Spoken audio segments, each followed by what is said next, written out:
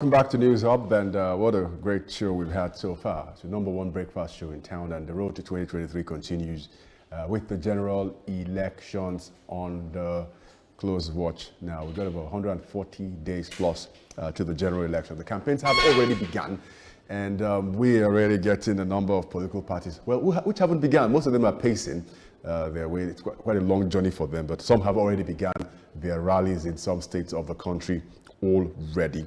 But join us this morning to have a conversation on what's called the third force, and preparedness for the elections will be the focus of this morning's conversation. We have with us Okudili Nwaya Jike, who is the presidential candidate of the National Rescue Movement. Great to have you join us this morning. Good morning, how are you doing? I'm brilliant. I'm sure you're also doing great. Thank you. Excellent. So just about a week or thereabout gone since the campaigns have begun. Let's get your assessment from your own point of view, what you've seen so far. Well, from my own point of view, what I've seen so far is that every political party, every candidate is getting ready to hit the nail on the head. That is to make a point that will convince every Nigerian. But the fact remains that there are 2 points which I want to make clear, and there are 2 aspects to this election. 1, are Nigerians ready? Second, Nigerians are not ready.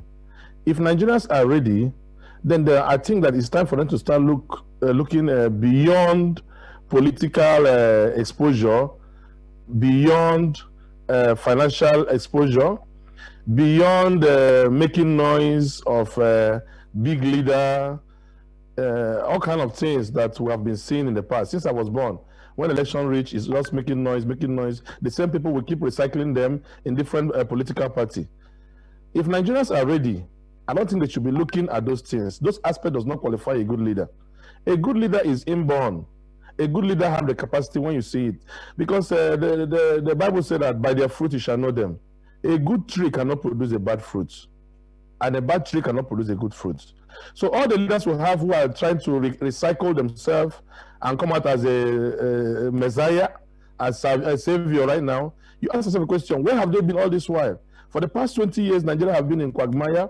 Nigeria have been in a dilemma of leadership, bad economy, corruption. We keep going from bad to worse, from frying pan to fire. You ask them a question: where are these leaders? Haven't they been part and parcel of this system?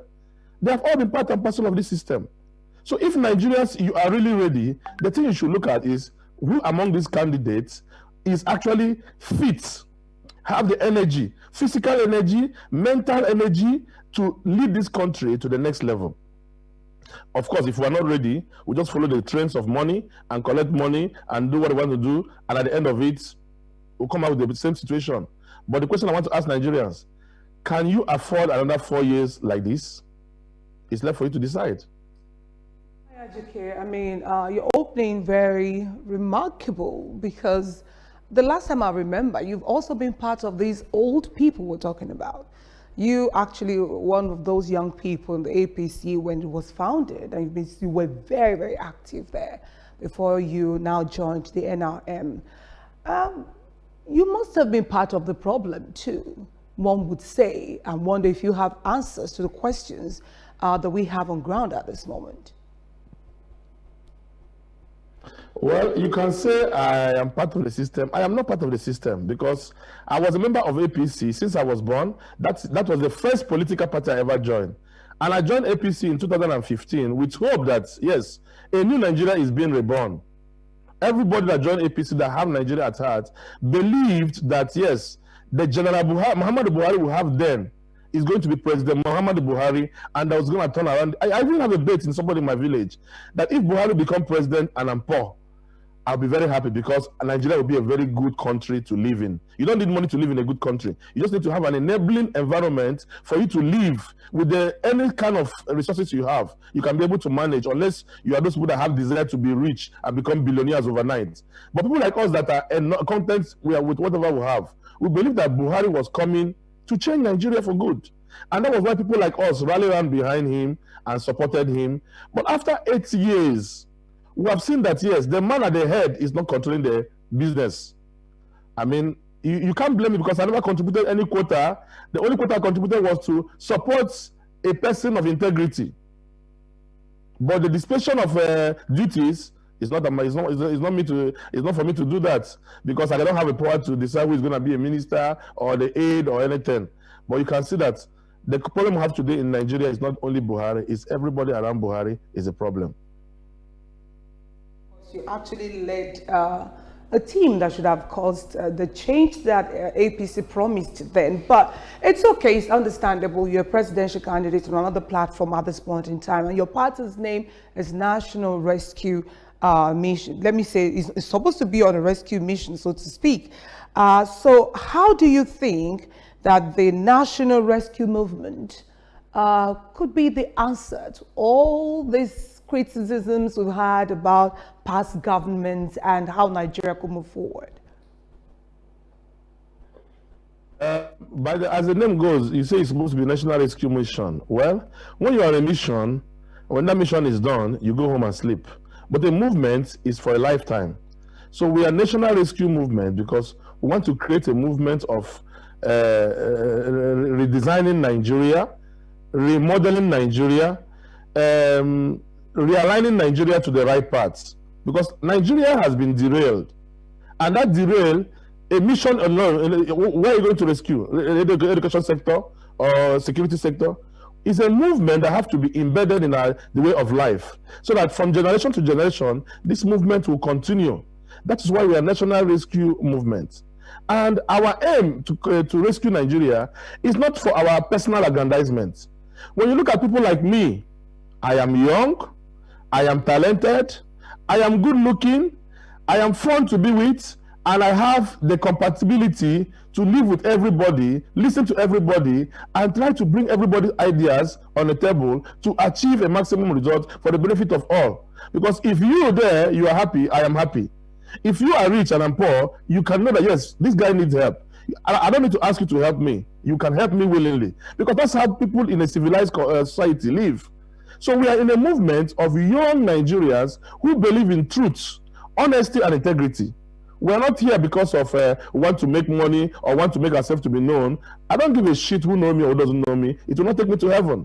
What will take me to heaven is my good deed. And that good deed, as a leader, I have to impact that good deed to the lives of every young Nigerians who look unto me for salvation. That is why I told everybody the Messiah we are looking for in Nigeria is coming from National Rescue Movement, and that is Mazi Okudelenwanya Jike. All right. I just would like to advise you, presidential candidate, that you be wary of colorful language during this interview. There's something I was going to ask you very importantly also too. There's been a list of the governorship candidates which was released by INEC yesterday. There was an earlier list put out which included your name in the presidential candidate list, as well as for the National Assembly list.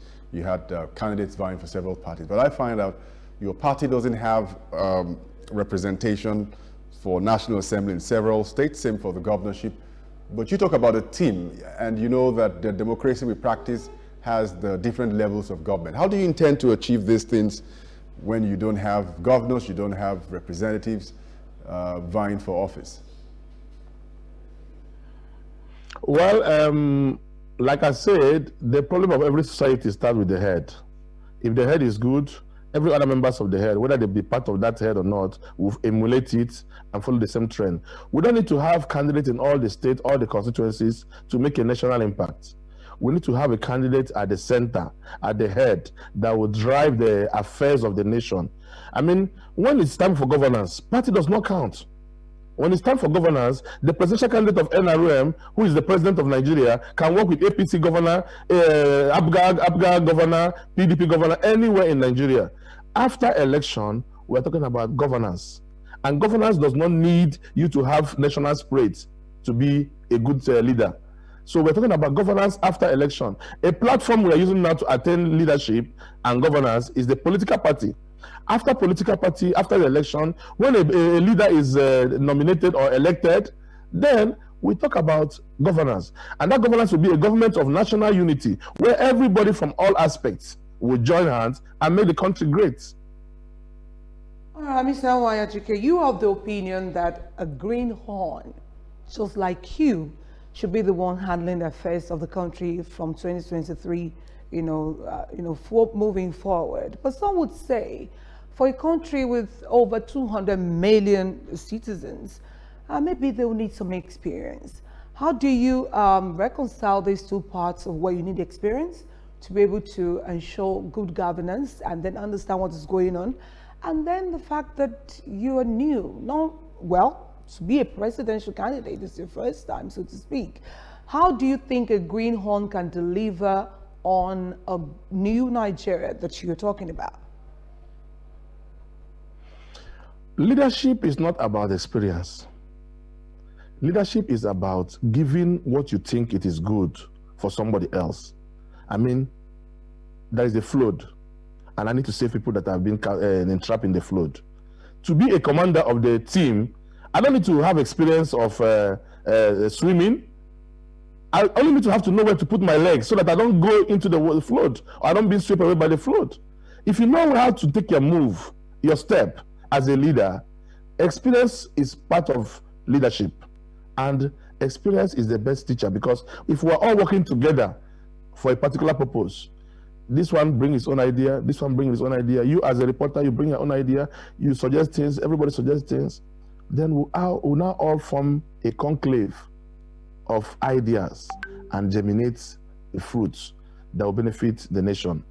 So it's not about experience. Everybody that have gotten experience in Nigeria today have messed up Nigeria.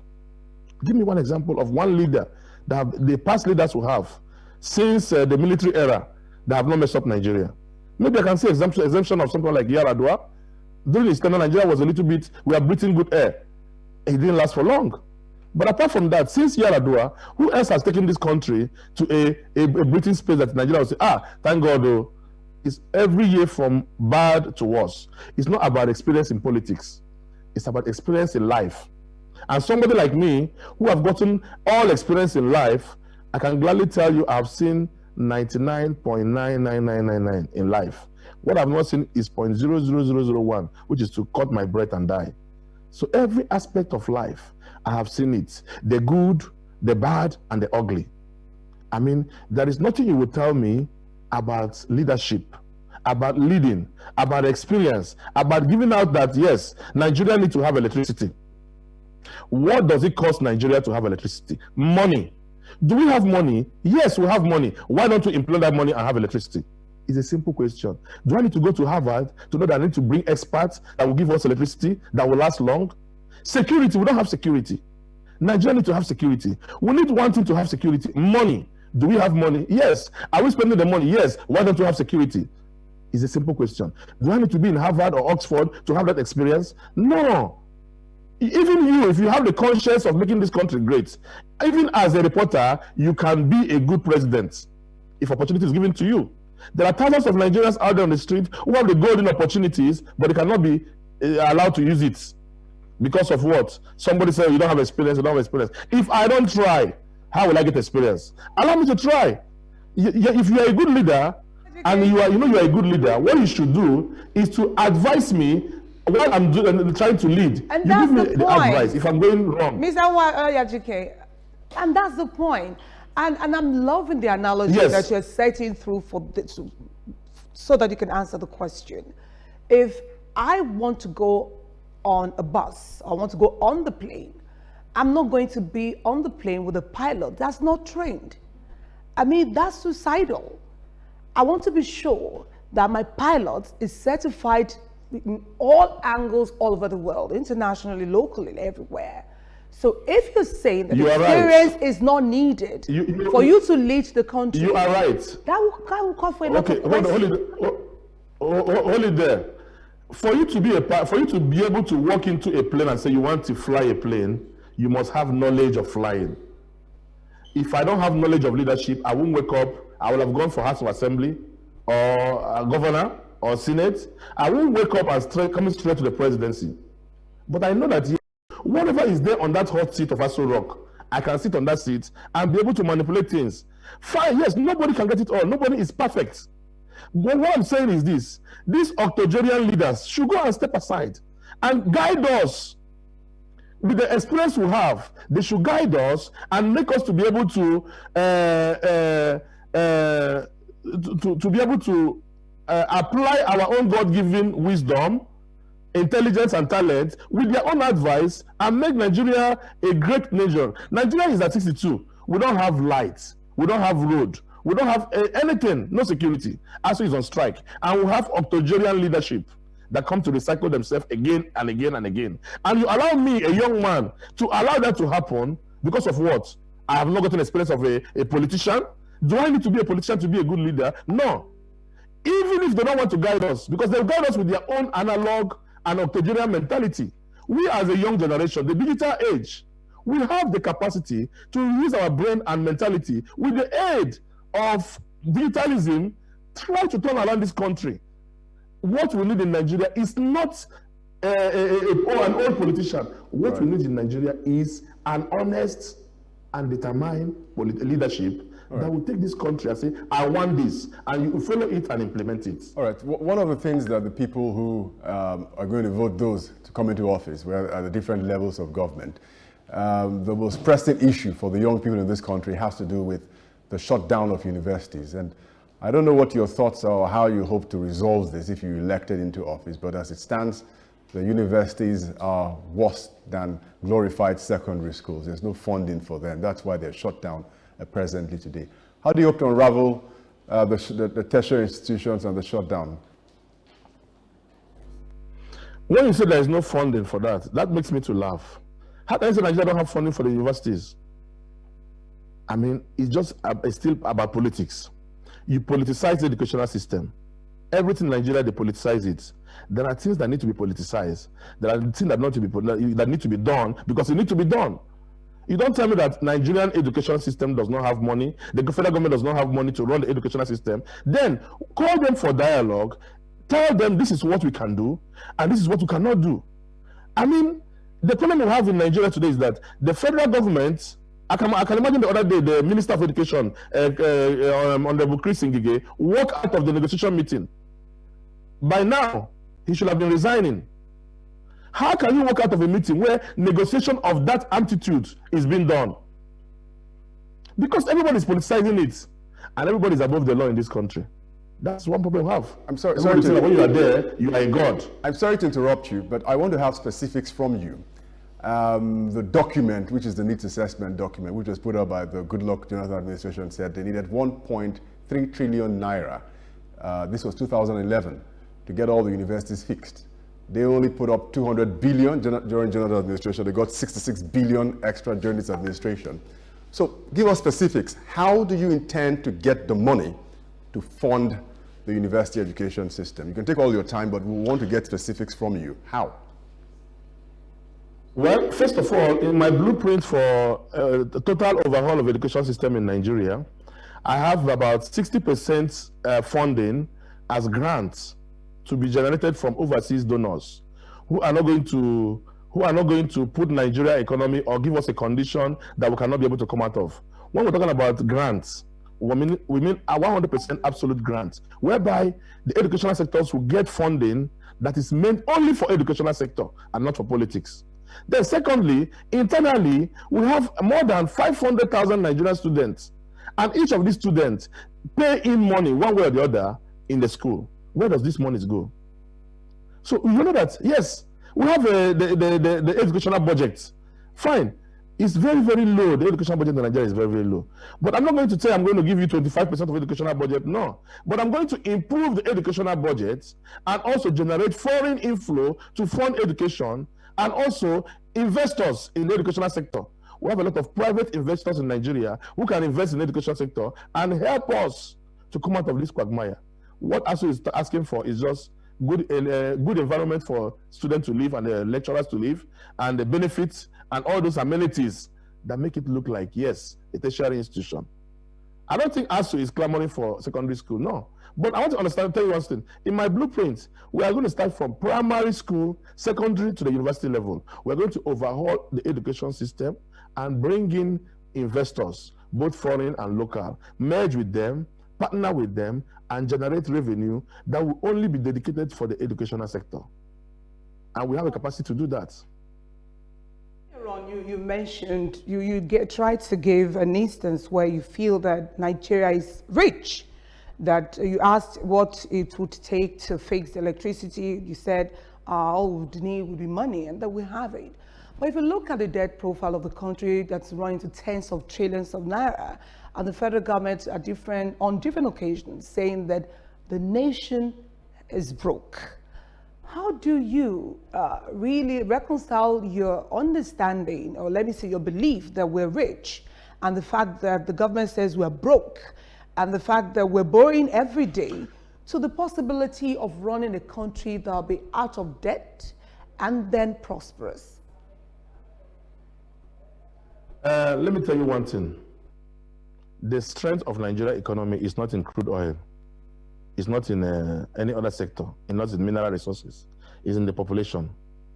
If you don't know the benefit of the population of 200 million people, then ask Brazil, ask Pakistan, ask Sri Lanka, Indonesia, those countries that depend on their population to survive.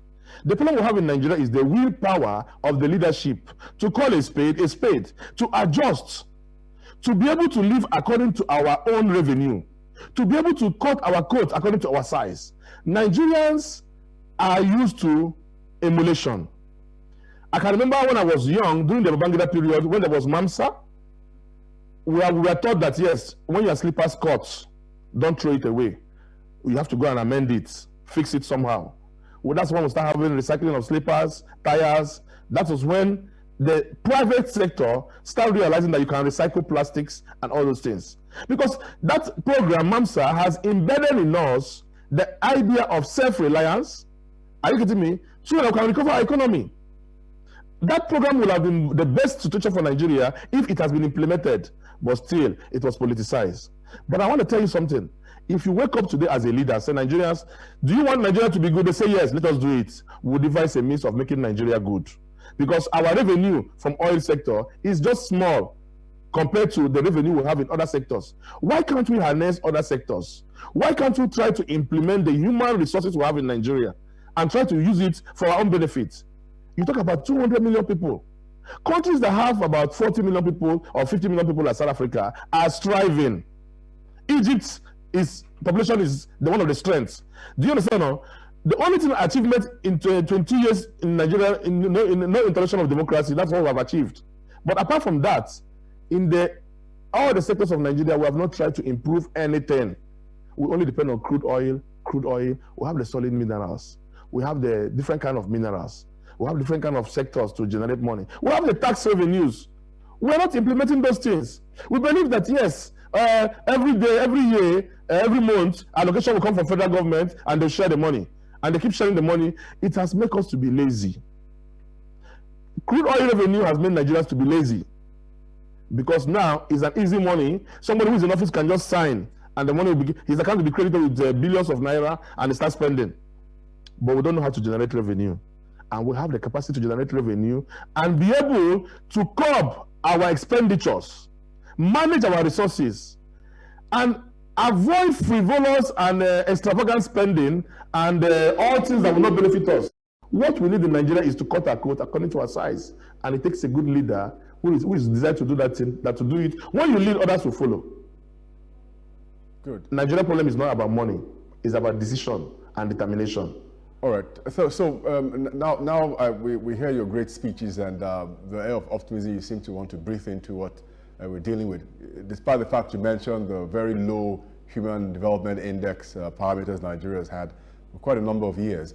But one of the biggest questions anyone who is going to office in 2023 will have to face is the question around subsidy payments. Every quarter we're doing about 1 trillion naira. So in a year, according to the Minister of Finance and Planning, we have about 4 trillion naira put into the payments for PMS into this country. Will you take off the subsidy or you will continue to make those payments if you're elected into office? First of all, I guess that when you talk about subsidy, mostly in Nigeria, we talk about subsidy refer to the petroleum sector, right? Is that what you're referring to? Yeah, PMS, that's what I'm referring to. Good. Let me ask a question. Why do we need to give subsidy when we can produce what we are actually subsidizing in Nigeria? First of all, the refineries are not working. The refineries should work. One, if the refineries are working, we don't need to apply subsidies for everything, anything. Then secondly, look at the Niger Delta bunkering and illegal refineries we have in the Niger Delta. There is an estimated about 3,000 illegal refineries done in the Niger Delta by locals with drums, common drums. They used to produce PMS, diesel, kerosene, and we are using it in this country every day. Nigeria has not caught fire. Why not regulate those sectors, implement them, empower them, and control their output so that you can be able to produce good products and satisfy Nigerian consumer markets without importing? Because if we don't import, we don't pay subsidy. So why must we import? We should be exporting. We should be exporting. So we only need to revitalize Nigerian oil sector, the refinery sector, all these 4 refineries we have in Nigeria, remodel them, enhance them, and make them to be functional 100%. Why can't we do that? The willpower is not there by the leadership. It is politicized. Sorry to interrupt you. We need to regulate the petroleum sector. Right. Empower the local refineries we have in Nigeria. All right. Sorry to interrupt you, but all things being equal, you got the PIA, which the president has pushed aside for a while because of the problems around this subsidy matter. So he pushed it for about 18 months before it takes full effect. You have the refineries, the earliest supposed to be out by the first quarter of 2024. Was supposed to be 2023. But anyone who gets into office will still have to resolve whether for the first 5-6 months he or she is in office, they will have to make those subsidy payments. Are you saying that once you get inside, you will stop the payments, 4 trillion naira, that you say you're no longer going to pay for subsidy? Let me hear you clearly on that. What I'm saying is this. When I'm the president of Nigeria, and I will look into the subsidies matter for the first 6 months, like you said, and be able to balance it with what we have on ground. At the same time, put in more effort, because for these 6 months, if one most, like for example, Kaduna Refinery can start working within 6 months effectively, if we put more emphasis on it. If we have Kaduna Refinery working, Port Harcourt working, Warri working, we know. Let me tell you something. It's not a matter of paying subsidy or not. Fine, we can say, okay, enough is enough. Let bygone be bygone. Whatever we're owing them, we'll balance the way of paying them. I mean, we don't need to owe anybody or jeopardize anybody's business so that person's business will crumble. No, we are going to stop subsidy, but we're going to pay those people that are being owed. And when we pay them, from that moment onwards, we're going to find a way to create an impact in the petroleum and refinery sectors of Nigerian petroleum industry. To be able to have impact, it takes like maximum 1 month of policies. The illegal refineries become legal and they start producing crude oil for us, petroleum product for us. It doesn't take years. They are producing as I'm talking to you now. Go to Nigeria, you see a lot of them there. I'm not the one doing it. I'm not in the petroleum business, but they are there. And we are using the petrol every day in Nigeria. I have seen fuel that was bought from Niger Delta. I tried it in my generator. I tried it in my car. My car did not spoil. They are good. We only need to regulate them, give them standard and specification so that they will live according to that standard. Then give them crude oil. That is where we should subsidize crude oil. It's in crude oil we're giving to them. We give them at a very cheap rate so that they can produce their product. I'm sorry, buy it back and supply to the masses. I need to get you right here, Mr. Nwajike. You want to legalize criminal activities? People who go and break pipelines and take out crude oil. When you see the benefit of it, hold on. They're stealing the crude. In the early 70s, tobacco was a criminal offense in the USA and in the whole world. What happened today? Tobacco is a employer of labor, revenue generator, because it has been legalized. What makes anything illegal is when the government says, don't do that. But when the government says, okay, we're going to work with you to do this, and we'll help you to do that, it's no longer illegal. Are you going to help them break the pipelines that oil companies have put in place, or are you going to provide them the equipment? No. So what are you going to help them do? We are going to supply them crude oil at our own rates. From where? We supply them crude oil at our own rates, and they can produce refined products and sell back to us for us to distribute to the market. Nothing illegal about it. We're not going to ask them to go and start bunkering people's crude oil. Why they are bunkering? Because they don't have access to have crude oil. When they have access to crude oil, they will not be bunkering. What do you tell the IOCs who've invested billions of dollars to set up business? You're going to send them away and then recruit local vandals? As no, we all are going to work together. They are going to produce. We are going to work together. The reason why we have fallen in the negative in the petroleum sector, because we have made them to be God. They are no longer going to be God. We're going to work with them. They pay the taxes according to our agreements, which they have with the federal government, and we're going to work together with them. If they want to export their crude oil, they'll export it, no problem. But the ones the federal government have, we're not going to export it. We are going to use it to supply our needs. You have to first of all sit down before you relax. Before we start exporting, we have to first of all satisfy ourselves before we start exporting. Sanwo-Aya Ajike, I mean, your understanding of all of this is very interesting. I mean, it's be very nice to really see how it works when or if it ever gets to you. It will be so interesting to watch. But let's still talk about the wealth of the nation, the financial situation that the country is faced with, and the possibility of generating wealth, better put. You've said that oil is not all that we have. We have other things that we have to do. We had administrations after now who had come to say, well, we would deregulate, we would diversify our economy and go into this and that. What are those things in clear terms that you would want to do if you're elected president to help in creating wealth in the country? And of all things, first get us out of this burden of debt that we're in, and then help the citizens to prosper as a whole. Agriculture. Agriculture, number one. We're going to focus on agriculture.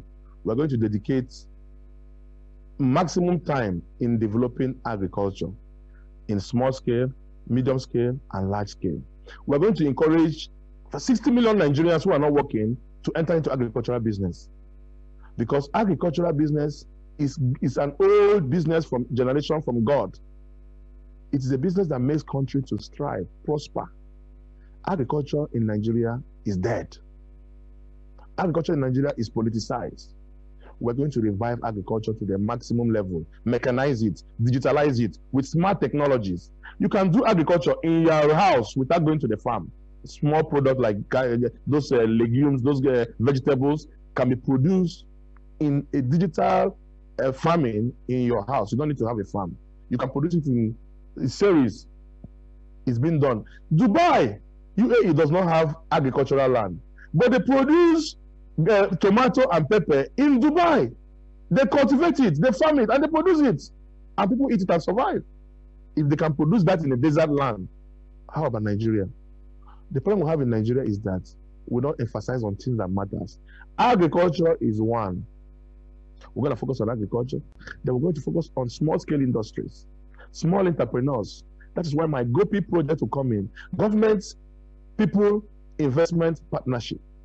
That GOPI project is going to enhance agriculture to 80%, enhance small-scale industries to 80%, whereby every human being in Nigeria, so long you are mature of age, you'll be doing something. If you're not doing something, then you are a lazy person. That's the kind of person we're going to call a criminal.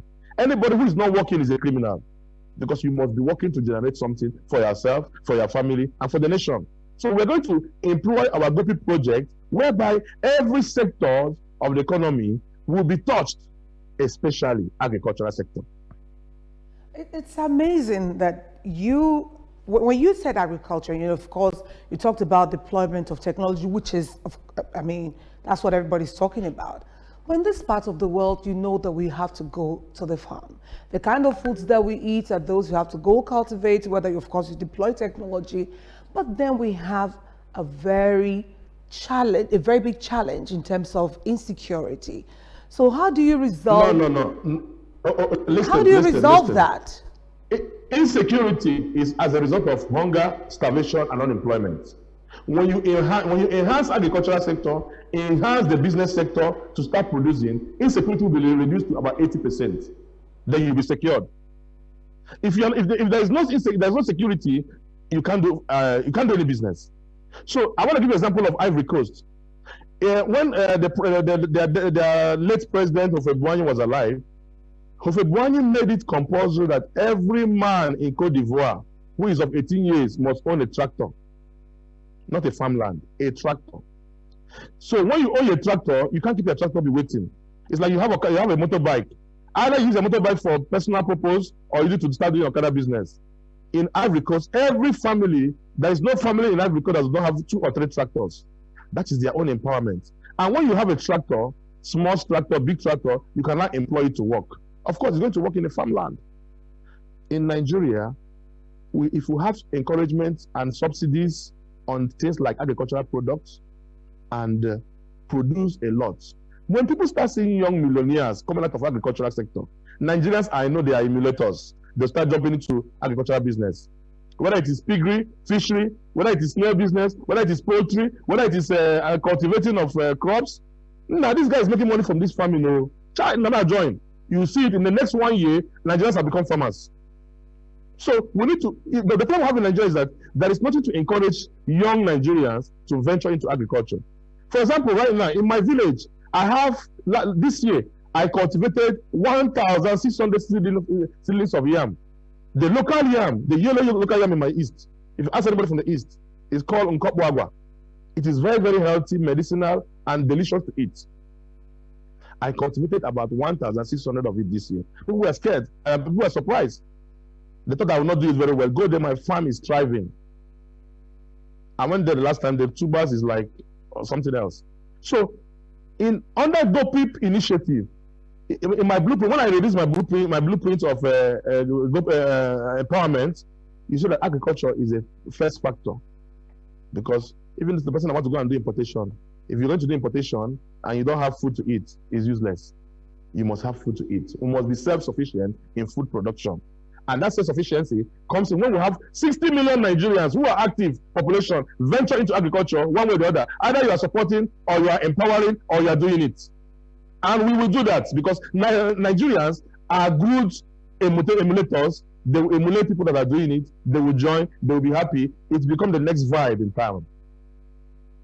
So a lot of people who are watching are thinking about how important it is for us to get food security up and running because it's been the #1 reason for food or for rising inflation, which is the cost of food items in the market. Mr. Anyajike, there's something also very important that when you think about it, if you link up all of these things you're talking about, it doesn't add up until you have the power situation fixed because without power, there's very little you can do in terms of scale. I've heard you mention power a couple of times here. No administration has come into this country that has exceeded 5,000 megawatts. Either the national grid is collapsing and we can't go more than 3,000, 4,000 megawatts, but in all, 5,000 megawatts, which is far, far from where we should be running. People basically argue that this is a diesel-powered economy we're running now, based on what the cost of diesel is going by and how businesses are running out of the country. How do you intend to deal with the power situation? Let me give you a little bit extract from my blueprint because I don't want to I don't want to give you all the synopsis on the blueprint before somebody will go and copy it overnight and use it as his campaign strategy. But let me give you an example. We have 704 local governments in Nigeria. Between China and Nigeria, I'm talking about China, I'm not talking about Europe. China is the farthest place from Nigeria. Europe is just 2 weeks. If you import windmill from Europe, it will take maximum production and everything will take 2 months to be in Nigeria. Installation will take another 2 months, that is 4 months. And activation will take another 2 months, that is 6 months. Within 6 months, if we have to employ every local government in Nigeria that have access to wind, you realize that 80% of Nigerian, of the 774 local governments are on the windmill, on the wind zone. So we can harness that wind. And by the time you have 774 local governments producing 3 megawatts of electricity, you can do the calculation. Under my watch, within the first 1 year, Nigeria will attain 17,000 megawatts of electricity. That is a guarantee. And we're going to do away with thermal, this combustion, burning of fuel to generate electricity. We have hydro, we have the windmill, and we have the solar. Then we have the biofuel, the bioenergy from waste to energy. It's working in many countries. Go to Rwanda, you see magic. Rwanda is an African country. I'm not saying Europe. So my first agenda on my blueprint, you can be surprised that is, first of all, it is power. Power. In the Bible, it says, let there be light, and there was light. If God cannot see, how can he create human being? Maybe by now we'll have 7 fingers and 3 heads, because God is not seeing. But God knows that light is important. He said, let there be light, and there was light. And he saw that the light was good. Nigerians need to see that, yes, light is good in Nigeria. And the only way to achieve that is to do away with what is costing Nigerians a lot of expenditures and lack of supply, and make way for the new generation of electricity, which is bio, which is windmill, which is solar.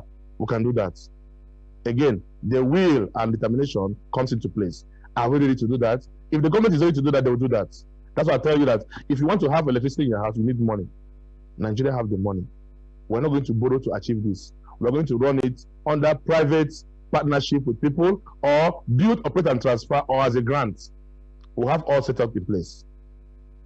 Okay, all right, let's move to the next one, which is health. The healthcare system in the country is such that people have to pay out of pocket to get any kind of treatment that they want. How do you think this can be fixed? Under my watch, the health sector is going to be a miraculous sector. Let me use the word miraculous, because health will be free for all in Nigeria. Health will be free for all, whether major operation, whether malaria parasite, whether high blood pressure. Health is going to be free for all Nigerians. That is one of my blueprints. Because why? To give Nigerians free health education, free healthcare is very simple. You can say many countries are not doing it. America is not doing it. Europe is, yes, they're not doing it because they don't want to do it. Some countries are doing it. We're going to give free healthcare to Nigerians, because Nigerians are suffering because of lack of money. Somebody will be in the hospital. I've gotten a lot of experience. A woman delivered in my village. She was in the hospital for 3 months with a newborn baby. Because of what? She cannot pay her bills, and the doctor cannot allow her to go. I have to pay the bill. You have to. People call you every day. Simple malaria parasites, they cannot treat it because they don't have 2,000 naira to buy medicine or to go and do tests. Imagine 2,000 naira, somebody will die. Because when the person continues drinking paracetamol, because when in normal, the common drug for everybody in Nigeria when you're having problem of say, health or sickness is paracetamol. And you continue drinking paracetamol, it damages your liver. Before you know it, you are dead. The problem we have in Nigeria is the will. Nigerians will experience the best part of the health sector under our watch, free health sector. It's always a lively conversation whenever we speak with Kuduli GK, who is the presidential candidate of the National Rescue Movement. Thank you very much for joining us on News Hub. Thank you very much. Excellent. And you have a great week. All right. It's amazing when you hear, candidates talk. Yeah. It helps citizens to really be able to know how much such candidates have been able to understand how things are working around them. And then when the manifestos are finally out, the electorate should be able to see what it will go. And then the personality of the person that would lead would also matter a lot. I remember that Mr. Wajike did say that he looks very good. I think it looks good for me.